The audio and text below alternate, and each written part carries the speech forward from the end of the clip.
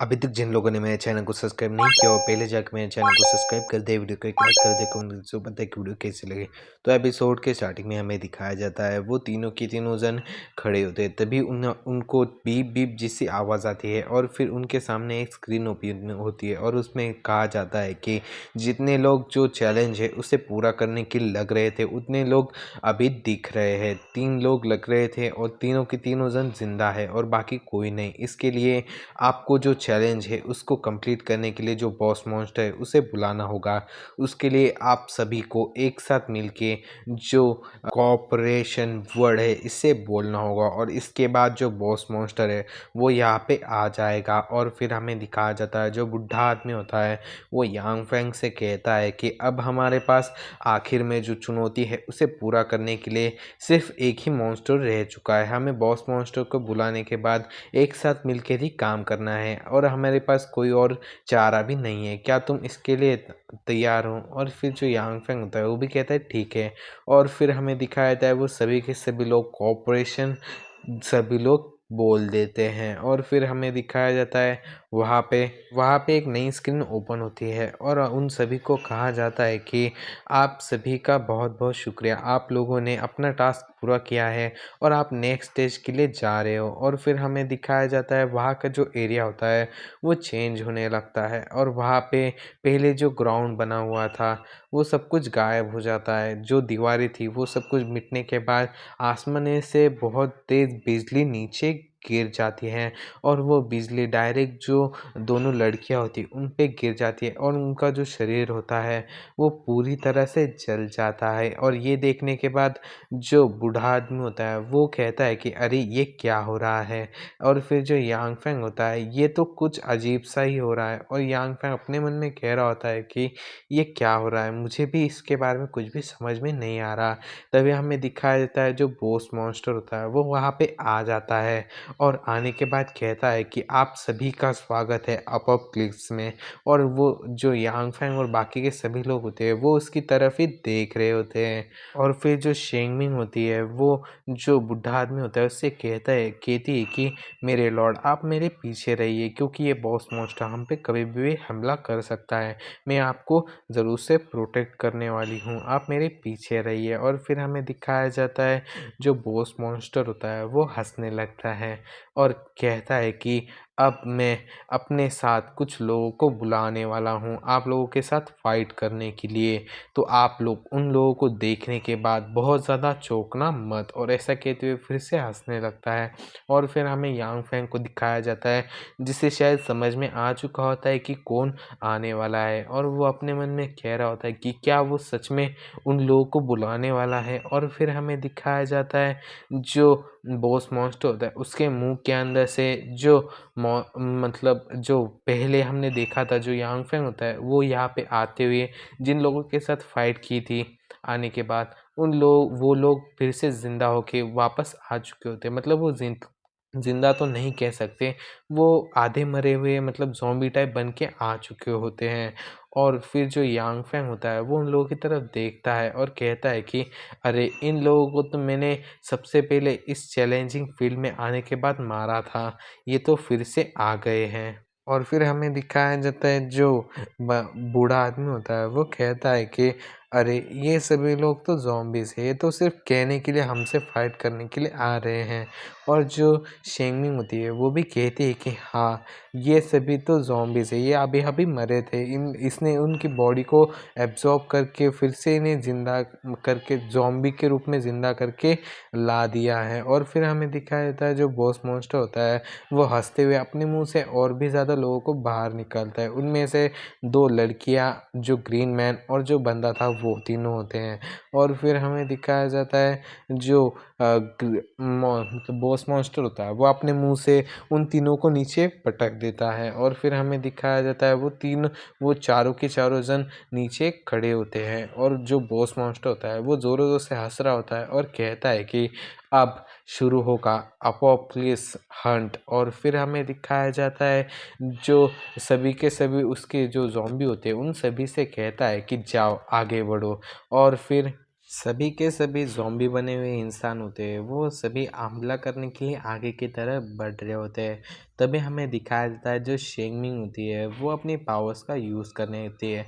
वो कहती है कि ग्रेविटी पुश, और ऐसा कहती है वो उन लोगों के ऊपर ग्रेविटी का जो प्रेशर होता है उसे डालने लगती है। और फिर हमें दिखाया जाता है वो सभी के सभी ज़ॉम्बी होते हैं, वो अपनी जगह पे ही रुक जाते हैं। और फिर हमें दिखाया जाता है जो यांग फेंग होता है वो अपने मन में कह रहा होता है कि जो शेंगमिंग है उसका लेवल शायद लेवल 5 तक पहुंच चुका है और वो बहुत ज़्यादा स्ट्रांग हो चुकी है, पर उन्होंने मुझ पर अपना प्रेशर का यूज़ नहीं करना है।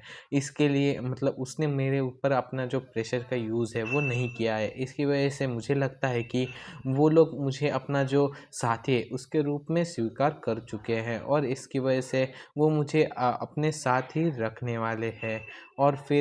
और फिर हमें दिखाया जाता है जो बूढ़ा आदमी होता है वो यांग फैंग को बताने लगता है कि जो शेंगमिंग है उसने पहले ही जो इवोल्यूशनरी पोशन है उसे पी लिया था। इसकी वजह से इसका जो लेवल है वो 5 तक पहुंच चुका है। और तो और इसकी जो सुपर पावर है वो ग्रेविटी को कंट्रोल करना है। इसकी वजह से ये बहुत ज़्यादा अच्छे से काम करती है। और जो स्काईविल है वहाँ पे इसका जो रैंक है वो बहुत ज़्यादा ऊपर है, और ये किसी को भी ऑर्डर दे सकती हैं। ये इतनी ज़्यादा कैपेबल तो है ही।